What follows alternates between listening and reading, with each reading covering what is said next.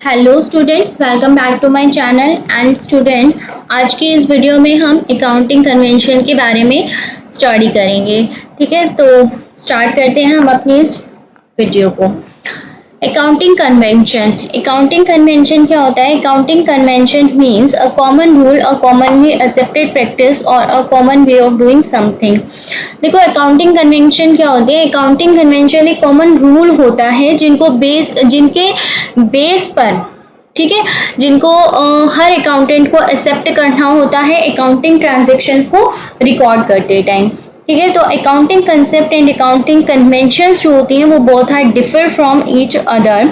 Accounting concept and accounting जो conventions होते हैं वो दोनों एक दूसरे से अलग होते हैं।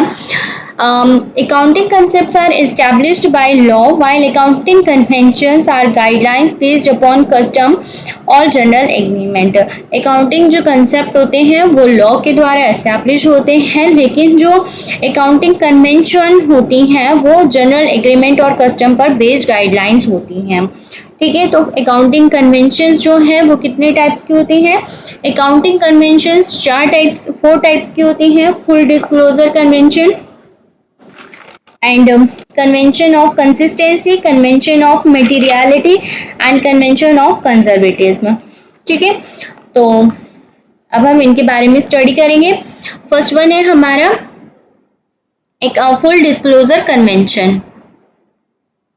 फुल डिस्क्लोजर कन्वेंशन क्या होता है? फुल डिस्क्लोजर कन्वेंशन मतलब होता है नो हाइडिंग ट्रांजेक्शन। मतलब हमें जब अकाउंट्स की बुक में ट्रांजेक्शन्स को रिकॉर्ड किया जाता है तो किसी भी फाइनेंशियली ट्रांजेक्शन्स का हाइड नहीं करना चाहिए, अकाउंटेंट को छुपाना नहीं चाहिए।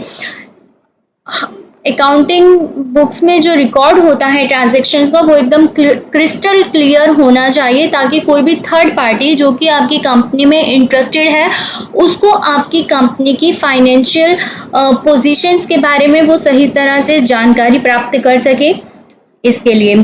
ठीक है, तो फुल यही बताया गया है इसमें। फुल डिस्क्लोजर कन्वेंशन क्या होता है? This the accounting convention of full disclosure imply that account should make a full disclosure of all monetary और financial information that can impact decision making of different parties. ठीक है, accounting convention का जो full disclosure convention है उसमें all monetary और जो financial information होती है उनका फुल डिस्क्लोजर करना चाहिए, क्योंकि इसका इम्पैक्ट होता है जो कंपनी की थर्ड पार्टीज, जो डिफरेंट पार्टीज होती हैं, उनको डिसीजन मेकिंग में इसका इम्पैक्ट होता है। This accounting information is of interest to the management, current and potential investors and current and potential creditors of the business। और ये जो थर्ड पार्टीज होती हैं ये बिजनेस के जो है मैनेजमेंट होता है, करंट एंड पोटेंशियल इन्वेस्टर्स होते हैं बिजनेस के, करंट एंड पोटेंशियल क्रेडिटर्स होते हैं। ठीक है, व्हाट टू डिस्क्लोज, कैसे डिस्क्लोज करना चाहिए? Financial position, assets and the liability. मतलब फाइनेंशियल रिकॉर्ड करते टाइम हमें total assets and total liabilities का रिकॉर्ड करना चाहिए, तभी हम कंपनी की फाइनेंशियल पोजीशन के बारे में सही जानकारी प्राप्त कर सकते हैं। कंपनी की फाइनेंशियल परफॉर्मेंस की सही जानकारी प्राप्त करने के लिए अकाउंटिंग की बुक में टोटल इनकम एंड एक्सपेंसेस का क्लियर रिकॉर्ड करना चाहिए। ठीक है, नेक्स्ट है हमारा convention of consistency. Convention of consistency कहता है, कंसिस्टेंसी मतलब एक जैसा आपको अकाउंट्स की बुक में रिकॉर्ड ट्रांजैक्शंस का रिकॉर्ड करते टाइम एक जैसे मेथड को फॉलो करना चाहिए। ठीक है, ये होता है हमारा convention of consistency. The convention of consistency means that same accounting principles should be used for preparing financial statement year after a year. Consistency convention का मतलब ये है कि हमें फाइनेंशियल स्टेटमेंट को ईयर आफ्टर ईयर प्रिपेयर करते time same accounting principles को use करना चाहिए। A meaningful conclusion can be drawn from financial statement of the same enterprises when there is a comparison between them over a period of time। अगर हमें अपनी company के जैसी ही किसी दूसरी कंपनी के साथ हम तभी कंपेयर कर सकेंगे अपने बिजनेस की फाइनेंशियल पोजीशन का, जब हमारे दोनों बिजनेस के जो अकाउंटिंग प्रिंसिपल्स होंगे, अकाउंटिंग डाटा को रिकॉर्ड करते टाइम हमने सेम अकाउंटिंग मेथड्स को, प्रिंसिपल्स को फॉलो किया है, तभी हम उसे एक मीनिंगफुल कंक्लूजन जो है वो निकाल सकते हैं। But this can be possible only when accounting, example के लिए अगर कंपनी जो है वो एक साल, जैसे कि हमने पढ़ा है कि डेप्रिसिएशन मेथड होता है, ठीक है, तो डेप्रिसिएशन के कई मेथड्स होते हैं। तो अगर कंपनी जो है एक साल स्ट्रेट लाइन मेथड का यूज करती है डेप्रिसिएशन लगाने के लिए, तो कंपनी को नेक्स्ट ईयर भी स्ट्रेट लाइन मेथड का ही यूज करना पड़ेगा, तभी वो कंपैरिजन कर सकते हैं। अगर उन्होंने एक साल स्ट्रेट लाइन मेथड यूज कर लिया, दूसरे नेक्स्ट ईयर जो है वो रिटेन डाउन वैल्यू मेथड का यूज कर लिया, तब कंपैरिजन नहीं किया जा सकता है, क्योंकि दोनों ईयर में क्या हो गया, डिफरेंट पॉलिसीज फॉलो की गई हैं, ठीक है। तो कंपैरिजन पर्पस के लिए सेम अकाउंटिंग प्रिंसिपल्स को फॉलो करना कंपलसरी है। अकाउंटिंग कन्वेंशन ऑफ कंसिस्टेंसी हमें यही कहता है, ठीक है। But this can be possible only when accounting policies and practices followed by the enterprises are uniform and consistent over a period of time, ठीक है। लेकिन ये तभी पॉसिबल हो सकता है जबकि अकाउंटिंग पॉलिसीज एंड प्रैक्टिसेस जो है वो एक एंटरप्राइजेस ने टाइम टू टाइम जो है वो सेम फॉलो की हैं। इफ डिफरेंट अकाउंटिंग, अगर different accounting procedures and practices are use for preparing financial statement of different years, अगर जो है वो डिफरेंट ईयर्स में फाइनेंशियल स्टेटमेंट को प्रिपेयर करते टाइम डिफरेंट ईयर्स में different accounting procedures and practices को फॉलो किया गया है, then result will not be comparable, तो उनके रिजल्ट जो है वो कंपेरेबल नहीं किए जा सकते हैं, ठीक है। नेक्स्ट है हमारा कन्वेंशन ऑफ मटेरियलिटी। मटेरियलिटी का मतलब बिल्कुल सिंपल है कि कंपनी की अकाउंट्स की बुक में सिर्फ उसी मटेरियल को कंसीडर किया जाएगा जिससे कंपनी बिजनेस करती है, ठीक है, जिस आर्टिकल का कंपनी बिजनेस करती है, सेल परचेज करती है जिसमें कंपनी, ठीक है। तो देख लेते हैं इसको क्या है। Convention of materiality, convention of materiality purpose that while accounting for various transaction only those transactions should be considered which have material impact on the profitability or the financial status of the organization. Convention of materiality जो है वो ये कहता है कि सिर्फ उन्हीं accounting transactions को हमें कंसीडर करना है जिनका उसी मटेरियल को हमें कंसीडर करना है, उसी मटेरियल से रिलेटेड अकाउंटिंग ट्रांजैक्शंस को हमें कंसीडर करना है जिसका ऑर्गेनाइजेशन के फाइनेंशियल स्टेटस, उसकी प्रॉफिटेबिलिटी पर इम्पैक्ट, प्रभाव पड़ता है। This principle is exception of full disclosure principle. ये प्रिंसिपल जो है वो फुल डिस्क्लोजर प्रिंसिपल का एक्सेप्शन है।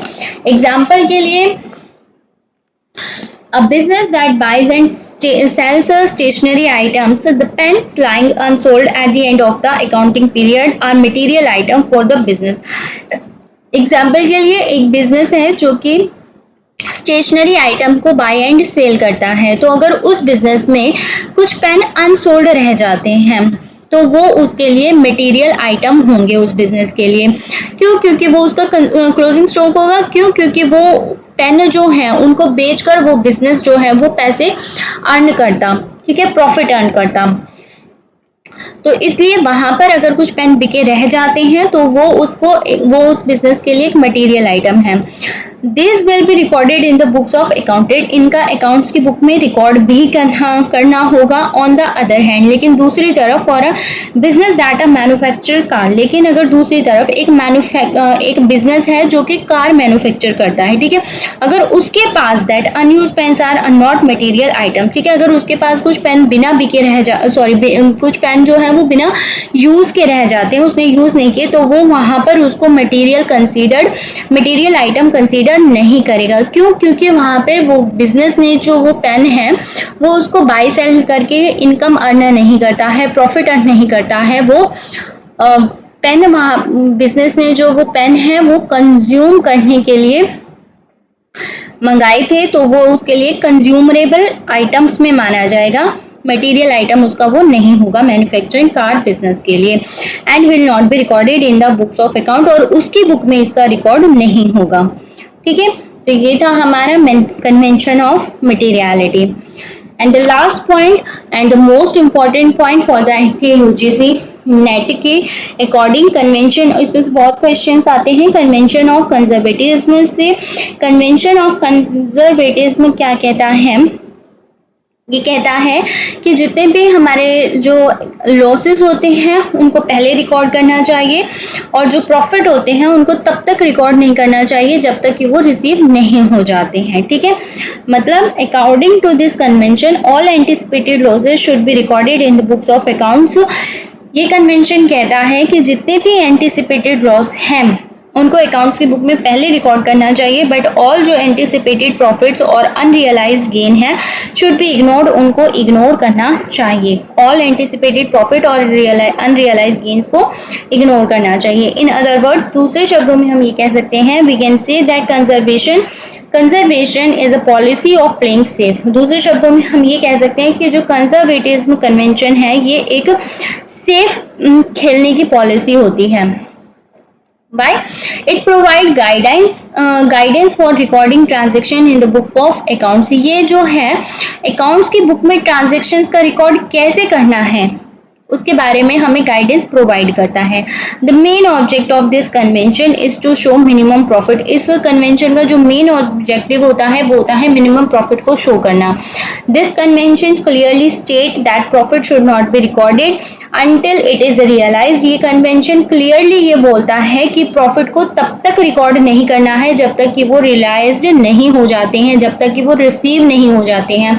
But if the business anticipate any loss in the near future, लेकिन अगर बिजनेस को फ्यूचर में किसी भी लॉस की कोई भी आशंका है तो उसके लिए उसको पहले से ही provision should be made in the books of accounts for the same. तो उसके लिए उसको अपने अकाउंट्स की बुक में पहले से ही प्रोविजन बना लेना चाहिए ताकि उससे निपटा जा सके, ठीक है। एग्जाम्पल के लिए valuing stock, closing stock at cost और market price which is lower. Example के लिए उसने कहा कि क्लोजिंग स्टॉक का वैल्यूएशन जो है वो उसकी कॉस्ट प्राइस और मार्केट प्राइस दोनों में से जो कम होता है उसको रिकॉर्ड किया जाता है। प्रोविजन फॉर डाउटफुल डेब्ट्स जो है वो इसी के लिए क्रिएट किए जाते हैं। राइटिंग ऑफ इंटेंजिबल एसेट्स को राइट ऑफ किया जाता है, गुडविल राइट ऑफ की जाती है, जैसे कि ये सारा कंजर्वेटिज्म कन्वेंशन के लिए किया जाता है। इफेक्ट ऑन अकाउंट्स, इसका अकाउंट्स पर क्या इफेक्ट होता है।